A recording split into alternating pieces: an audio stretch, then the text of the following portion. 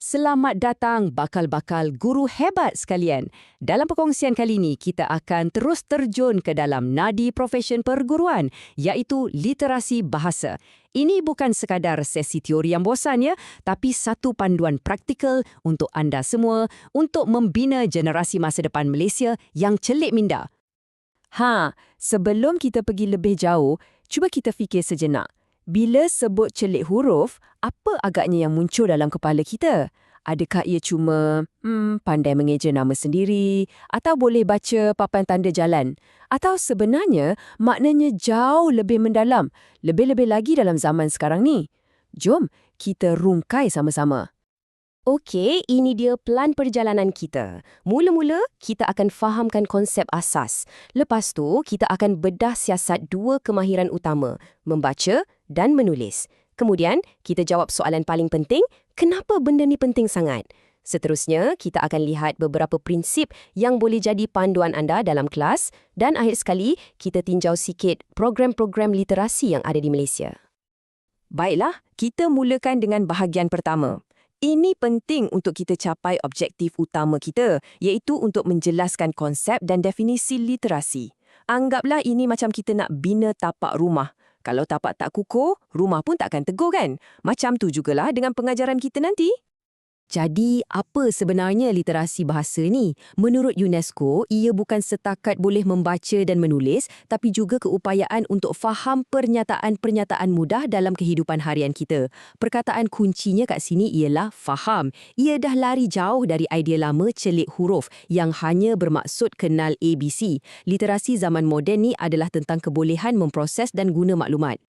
Okey, sekarang jom kita pecahkan lagi konsep literasi ni kepada dua bahagian paling penting, membaca dan menulis. Cuba bayangkan, kedua-duanya macam sepasang sayap pada seekor burung. Kita perlukan kedua-duanya untuk terbang tinggi. Walaupun kemahirannya berbeza, tapi matlamatnya tetap sama untuk berkomunikasi dengan berkesan. Nah, tengok dua tonggak utama ni. Membaca ni, kita boleh anggap sebagai proses input, kita terima maklumat, kita terjemah simbol untuk dapat makna. Menulis pula, sebaliknya adalah proses output. Kita guna simbol untuk keluarkan idea dari kepala kita. Satu menerima, satu lagi mencipta. Kedua-duanya saling melengkapi. Lagi banyak kita membaca, biasanya lagi baguslah tulisan kita. Proses untuk jadi pembaca yang baik ni pun satu perjalanan tau. Ia tak berlaku dalam satu malam. Semuanya bermula dari peringkat pra-bacaan, di mana kita pupuk minat dari bayi lagi sebenarnya. Kemudian barulah masuk peringkat mekanis. Ini bahagian teknikal, belajar sebut huruf dan perkataan. Dan akhirnya sampai ke peringkat mentalis, iaitu membaca untuk faham secara mendalam. Inilah proses yang setiap anak murid anda akan lalui. Dan kita jangan pandang rendah pada kuasa menulis. Menulis ni bukan sekadar susun-susun ayat tau. Ia sebenarnya macam satu senaman untuk otak kita. Ia paksa kita untuk berfikir dengan lebih tersusun, lebih kritis dan ia asah keupayaan kita untuk sampaikan idea dengan jelas. Pendek kata, bila anda ajar seorang murid menulis, anda sebenarnya sedang mengajar dia cara untuk berfikir. Okey, kita dah faham konsepnya. Sekarang kita masuk ke soalan paling besar. Kenapa? Kenapa semua ni penting sangat? Di sinilah kita akan sentuh objektif kedua kita, nak fahamkan kepentingan literasi bukan saja untuk murid-murid tapi untuk kehidupan secara amnya dan semestinya untuk profesion anda sebagai seorang guru. Kata-kata dari Soekarno ni memang menusuk kalbu kan? Ia tunjukkan betapa besarnya potensi yang ada pada generasi muda. Persoalannya, siapa yang pegang kunci untuk buka potensi yang luar biasa ni?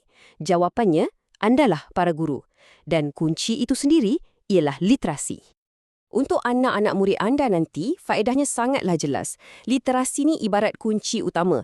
Tanpa literasi yang mantap, pintu kepada subjek-subjek lain macam sains, sejarah, malah matematik pun akan jadi lebih sukar untuk dibuka. Ia adalah kemahiran asas yang menyokong semua pembelajaran yang lain. Dan kesannya bukan setakat dalam bilik darjah, fikirkan skop yang lebih besar. Bila anda mengajar seorang murid untuk membaca dan menulis, anda bukan saja tolong seorang individu. Anda sebenarnya sedang menyumbang kepada pembangunan modal insan untuk seluruh negara. Masyarakat dan cilik literasi adalah masyarakat yang lebih inovatif, lebih berdaya saing dan lebih harmoni. Nampak tak betapa besarnya peranan anda? Baik, kita dah tahu apa dan kenapa. Sekarang, bahagian yang paling praktikal, bagaimana.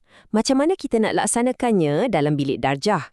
Ini membawa kita kepada objektif ketiga kita, iaitu untuk menerangkan prinsip-prinsip asas yang akan jadi macam kompas untuk anda mengajar bahasa Melayu di sekolah rendah nanti.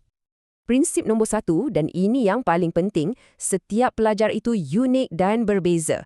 Pendekatan satu saiz untuk semua memang tak akan menjadi. Jadi, sebagai guru, kita kena kreatif. Sediakan pelbagai jenis bahan, guna macam-macam strategi pengajaran. Sebabnya, ada pelajar yang belajar melalui gambar, ada yang melalui bunyi. Keseimbangan tu yang paling mustahak.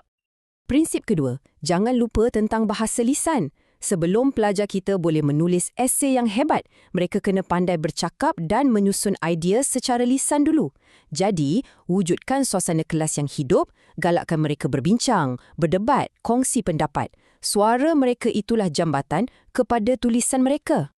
Prinsip yang ketiga, ingat ni baik-baik, literasi adalah tanggungjawab semua guru, bukan kerja guru bahasa Melayu sahaja ya. Tak kisahlah anda ajar sains ke, ajar matematik ke, setiap guru ialah guru literasi. Sebabnya mudah. Setiap subjek perlukan pelajar untuk membaca bagi faham dan menulis untuk jelaskan pemahaman mereka.